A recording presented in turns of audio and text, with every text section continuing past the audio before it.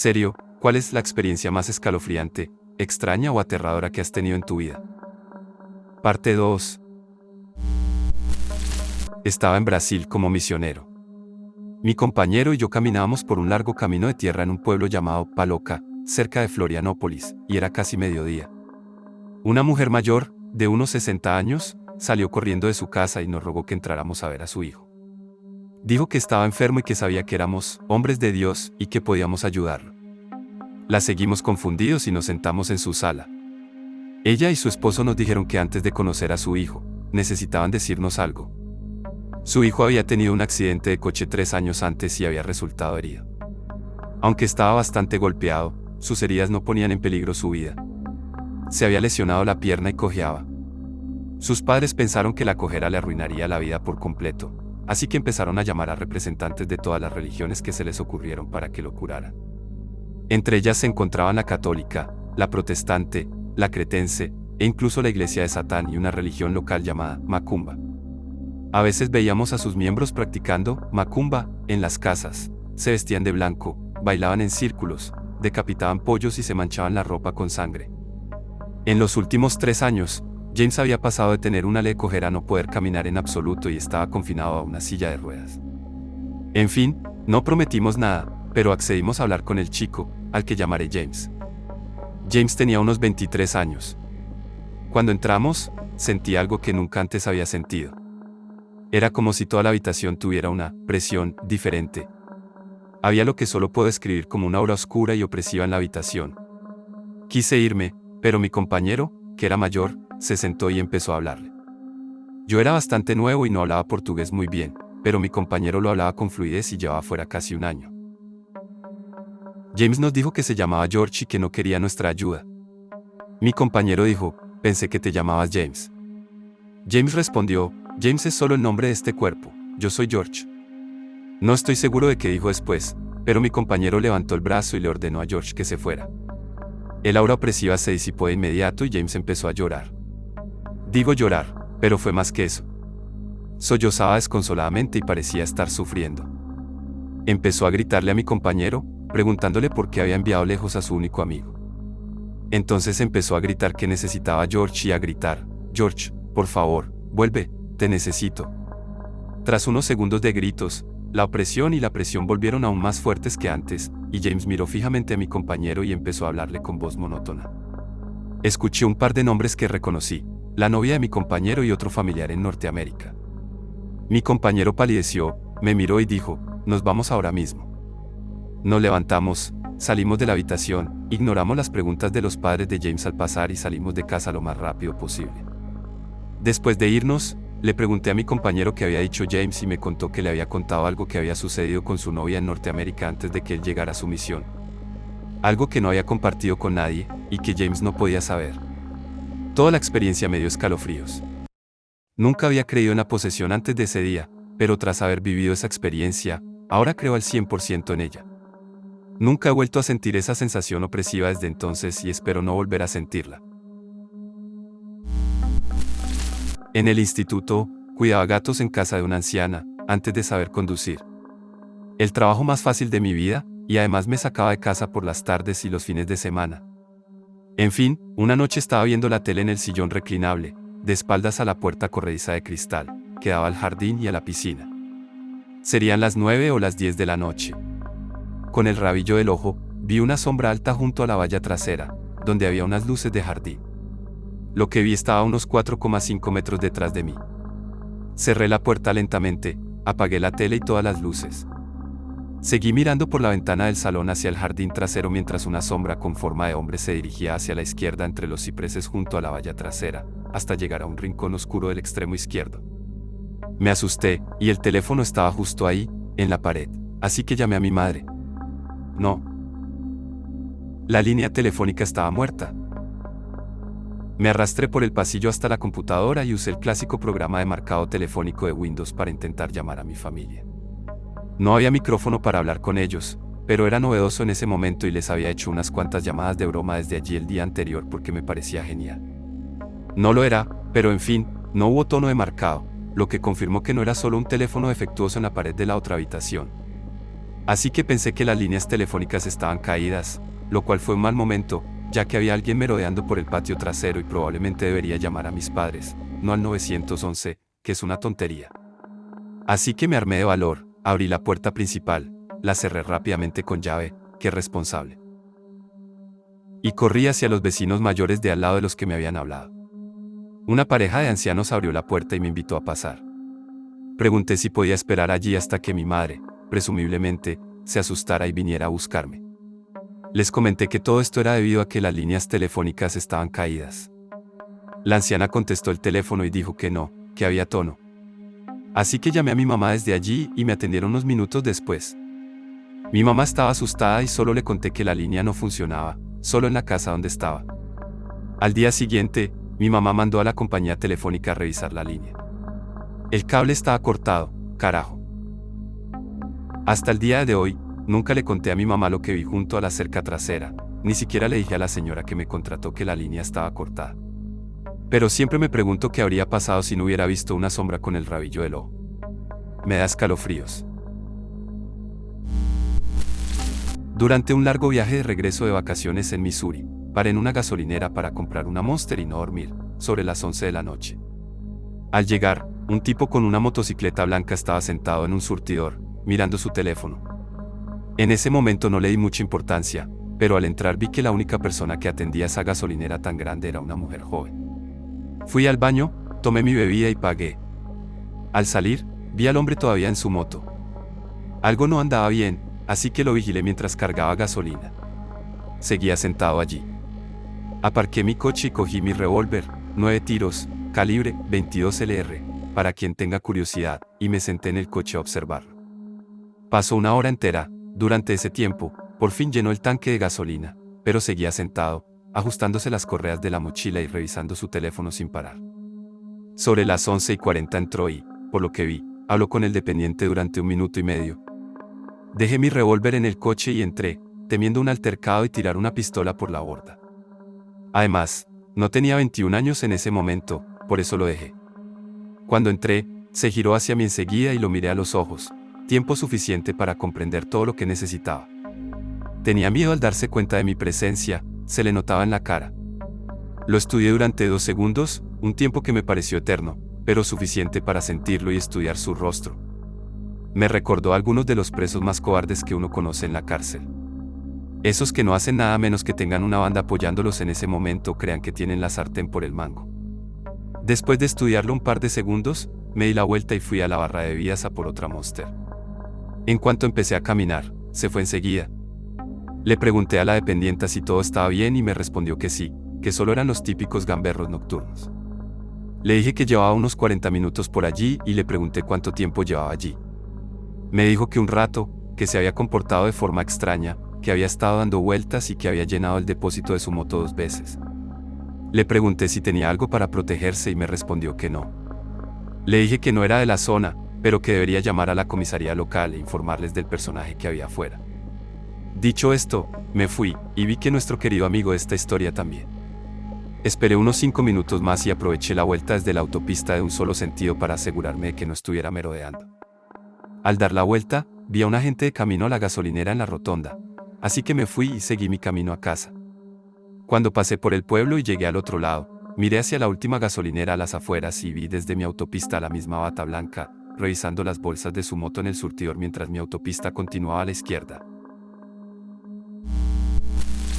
Hace unos 15 años, mi ahora ex novia y yo éramos jóvenes, estábamos esperando un hijo no planeado y buscábamos desesperadamente un hogar. Andábamos justos de dinero, así que estábamos en la peor parte del mercado inmobiliario, pero finalmente encontramos un lugar con buena pinta por casi nada. Necesitaba reformas, pero estaba cerca de donde trabajábamos, del dentista y del médico. Incluso los colegios estaban a unos 10 minutos andando. Durante la venta me enteré de que la razón por la que estaba tan barato era que el anterior dueño fue encontrado muerto en la casa. Nunca me molesté en mirar los detalles. Tampoco se lo dije a mi ex, porque sabía que la asustaría y que nunca volveríamos a conseguir un trato tan bueno. Nos mudamos, todo va bien, pero mi ex empieza a experimentar cosas. Luces que se apagan solas, ruidos en casa. Son pequeños detalles, y la mayoría tienen una explicación práctica. El cableado eléctrico es defectuoso, las paredes son tan delgadas que podemos oír las casas que se unen. Lo único raro que me guardo para mí es que había una mancha horrible en la alfombra del piso de arriba, cerca de la ventana del dormitorio, cuando nos mudamos. Siempre me pregunté si era ahí donde murió el anterior dueño y si se quedó escondido durante un tiempo. También siempre tenía pesadillas y me dormía mirando hacia allí. El niño crece, desarrolla un amigo imaginario, Thomas. Juegan juntos, se divierten, pero entonces Thomas empieza a volverse malo.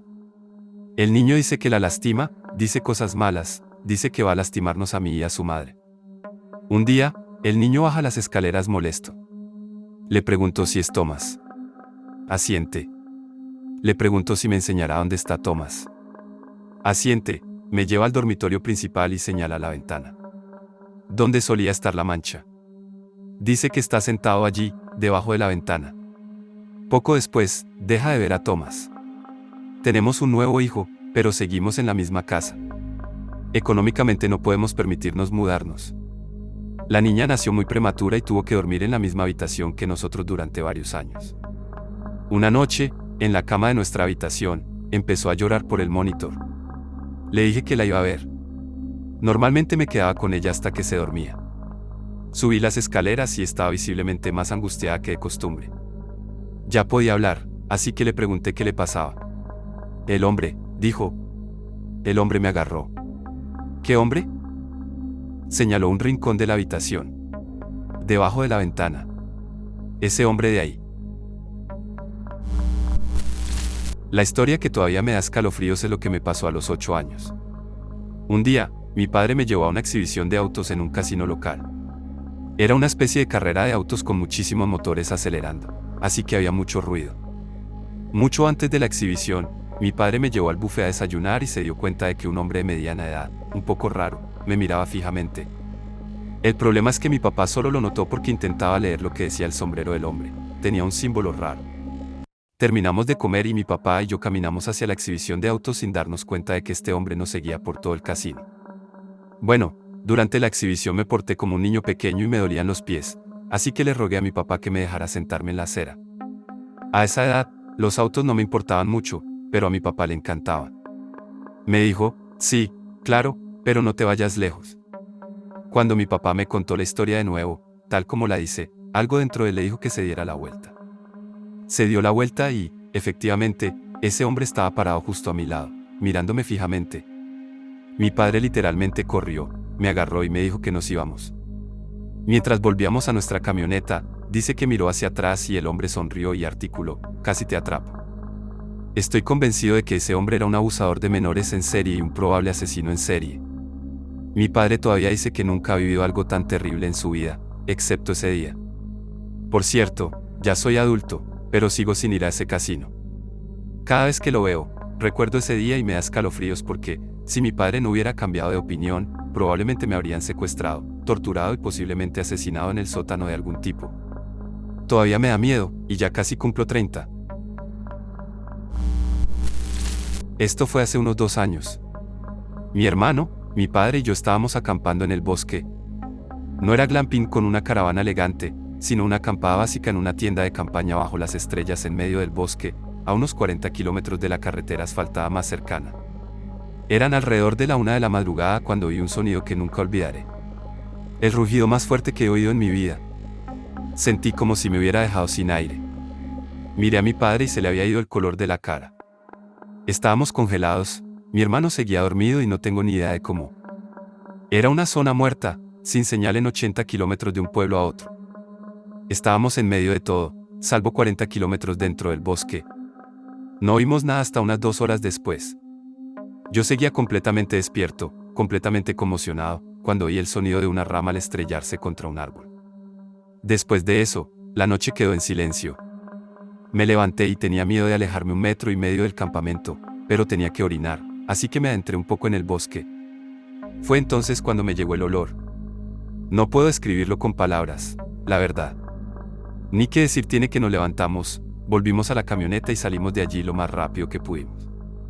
Todavía no sé qué había en el bosque con nosotros esa noche. Mi amigo y yo volvíamos a casa en coche la mañana después de una fiesta. Era tarde y íbamos por una carretera larga y aburrida que corre paralela a un río. Mi amigo conducía mi coche y yo intentaba descansar en el asiento del copiloto cuando empezó a ponerse nervioso. Le pregunté qué le pasaba y me señaló una camioneta detrás de nosotros. Dijo que nos había estado siguiendo un rato. Me reí y le recordé que era una carretera, y le dije que no se pusiera paranoico. Entonces dijo, no, mira esto, y redujo la velocidad a unos 56 km/h. El límite de velocidad era de 88 km por hora. La camioneta también redujo la velocidad. Él aceleró, y la camioneta también. Consideramos detenernos, pero sabíamos que eso podría abrir una nueva caja de Pandora. No soy para nada el tipo que buscas en una situación como esta, pero tampoco soy un completo tonto. Guardaba una pistola en la guantera que recuperé, y cuando finalmente nos acercamos a un semáforo en rojo, con la camioneta detrás de nosotros, le dije a mi amigo que pusiera la señal de giro a la derecha. La camioneta hizo lo mismo. Luego, en lugar de girar a la derecha, seguimos recto. La camioneta también. Ahora está claro que nos buscan. En ese momento, tengo mi pistola en una mano y el 911 marcado en la otra, listo para hacer la llamada. En un golpe de ingenio, mi amigo logra cruzar rápidamente el auto por 2 carriles y ponerse en el carril de giro hacia un centro comercial. La camioneta no pudo seguirlo, y ahora están junto a nosotros, con un auto en el medio, en el semáforo. Casi esperaba ver a un par de campesinos riéndose, por aquí no sería raro. En cambio, 2 de los tipos más espeluznantes que he visto se quedaron allí sentados, mirando al frente, sin mirarnos ni una vez. Al entrar en el aparcamiento del centro comercial, nos quedamos allí unos 30 minutos, esperando a que volvieran, pero nunca lo hicieron. No sé con certeza cuáles eran sus planes ni por qué nos seguían, pero sin duda fue un viaje aterrador. Sé que esto sonará mentira, pero les prometo que todo lo que voy a contarles sucedió. Había unos viejos edificios cerca de casa llamados las escuelas indígenas. Al parecer, el gobierno había obligado a un grupo de nativos a asistir a la escuela y civilizarse a principios de los años 20 y 30, y ocurrieron cosas muy malas, como que algunos estudiantes asesinaran a un profesor y se asesinaran entre sí. Bueno, un fin de semana, unos amigos y yo fuimos y entramos en uno de los edificios por un enorme agujero en la pared. Al principio fue genial. Había una vieja piscina en el sótano que daba miedo, y encontramos una habitación con unos grafitis impresionantes. Luego, de camino a la zona de dormitorios, nos topamos con una mesa baja con una cruz invertida tallada y un montón de pequeños objetos carbonizados que resultaron ser huesos, probablemente pequeños huesos de animales. En ese momento, empezó a sentirse mal, si es que eso tiene sentido. Una leve sensación de terror empezó a impregnar el aire, y los pasillos en ruinas empezaron a parecer bastante amenazadores. Subimos unas escaleras y nos encontramos con un largo pasillo lleno de puertas, y ahí fue cuando todo empezó a ponerse realmente extraño. Empezamos a caminar por el pasillo y a mirar las habitaciones. Eran pequeñas, normalmente con 1 o 2 camas, y a veces con algún pequeño armario. Todas las ventanas estaban tapiadas. Todas. Llegamos al final del pasillo y descubrimos que la escalera que bajaba se había derrumbado parcialmente, así que tuvimos que dar la vuelta y regresar por donde habíamos venido. Al volver por el pasillo, de repente oímos unos pasos fuertes que parecían venir del techo, justo debajo de nosotros. Nos detuvimos, y los pasos continuaron un par de segundos y cesaron. En cuanto reanudamos la marcha, los pasos volvieron a sonar. Empezamos a caminar más rápido para salir de allí, cuando las puertas que pasábamos o que habíamos pasado recientemente empezaron a cerrarse de golpe. Probablemente, en total, 4 o 5 puertas se cerraron de golpe mientras corríamos por el pasillo hacia la salida. No sé cómo fue posible, considerando que habíamos visto que todas las ventanas estaban tapiadas. Los pasos se hicieron cada vez más fuertes hasta que bajamos corriendo las escaleras y llegamos al pasillo con el altar, y entonces cesaron para siempre. Nos fuimos en ese momento, pero volvimos a mi casa y nos sentamos a la mesa en estado de shock absoluto. Ninguno de nosotros podía explicar lo que acababa de pasar, y nos sentíamos como si hubiéramos sobrevivido a una experiencia cercana a la muerte. Las escuelas fueron demolidas para construir casas poco después, pero hasta el día de hoy no puedo descartar por completo los espíritus, los demonios ni ninguna de esas cosas sobrenaturales porque lo experimenté en primera persona y sé lo que oí y sentí. Mi exnovio, sus 2 amigos y yo estábamos paseando por un lago fumando un porro en casa de sus abuelos a altas horas de la noche y nos encontramos con un oso en Prior Lake, Minnesota. Nuestra charla lo despertó y vi algo grande moviéndose muy alto en un árbol viejo más abajo, en el sendero de vuelta a casa de sus abuelos. Al llegar a ese punto del sendero, parecía que había una cría de animal en nuestro camino, así que nos detuvimos unos 2 segundos para intentar distinguir qué era. De repente, oímos a un animal grande cargando agresivamente hacia nosotros entre la hierba alta que salía de los árboles. Estaba muy oscuro, así que no vimos qué era, todos corrimos en direcciones diferentes. Durante todo el camino a casa estuvimos conmocionados, e incluso el amigo de mi ex, que mide 1,95 metros y pesa 113 kilogramos, temblaba y caminaba hacia atrás con una linterna todo el tiempo. Huelga decir que esto nos arruinó la emoción. Al llegar a casa, pasamos horas investigando y descartando lo que creíamos que era, y el único animal posible era un oso. A la mañana siguiente les contamos a mis exabuelos nuestro encuentro y no parecieron sorprenderse en absoluto. Dijeron, vaya, ha habido avistamientos de osos todo el verano. Todos coincidimos en que nadie entendería jamás lo cerca que estuvimos de un oso esa noche. Cuando cuento esta historia, la gente se muestra escéptica, pero sé lo que todos experimentamos esa noche. Tuve muchas experiencias espeluznantes en mi vida, pero la que más me asustó fue cuando tenía entre 8 y 10 años. Fue tan extraño y aterrador que fue tan inolvidable y el hecho de que casi muero. Fue durante la noche, estaba en el dormitorio con mi madre. Ella estaba sentada cerca de la pared mientras yo estaba acostado boca abajo en el borde de la cama. Estaba hablando con su amiga. Tenía sueño en ese momento, desconecté su conversación y solo estaba mirando el ventilador eléctrico que estaba frente a mí. Estuve mirando el ventilador girando durante un buen rato y de repente simplemente no podía respirar. Estaba perdiendo el conocimiento. No podía respirar y ni siquiera podía mover un músculo, mi ritmo cardíaco se estaba volviendo más lento. Mi madre no notó que algo malo estaba conmigo por el amor de Dios. Y entonces, vi 2 perspectivas. Una es desde mis ojos, mirando el ventilador girando. Y otra es desde arriba de la habitación. Puedo ver toda la maldita habitación. Me vi allí tirada, con los ojos y la boca abiertos. Mi madre sonriendo y hablando con su amiga. Lo que más odio es que era como si me mirara a los ojos mientras el corazón se me paralizaba. Sentía que mis pulmones pedían aire a gritos, y yo solo gritaba pidiendo ayuda. Fue como si le hubiera gritado a mi madre durante muchísimo tiempo para que me mirara y me ayudara. Pero no lo hizo. Estaba llorando, y juro que los vecinos se habrían despertado si hubiera tenido voz en ese momento. Estaba tan asustada, rezaba, lloraba y gritaba. Todavía puedo verlo todo, mis ojos, desde mi propio cuerpo, mirando el ventilador girando, y los ojos que todo lo ven que tengo en la habitación. Y entonces, mi corazón se volvió tan lento que finalmente se detuvo. Entonces, me desperté, mirando el ventilador girando. Inmediatamente me incorporé y tomé una gran bocanada de aire. Mi cuerpo temblaba y simplemente lloré. Mi madre vino a mi lado y me preguntó qué me pasaba. Pero no podía hablar, daba tanto miedo que ni siquiera podía decir una palabra. Finalmente, tras un largo llanto, logré calmarme y, de alguna manera, le conté a mi mamá lo que había pasado. No creo que me creyera. Pero me dijo que rezara y fue a la iglesia al día siguiente. Hasta ahora, sigue siendo el recuerdo más inolvidable de mi vida. Se lo conté a algunos amigos cercanos, pero nadie me creyó, ////.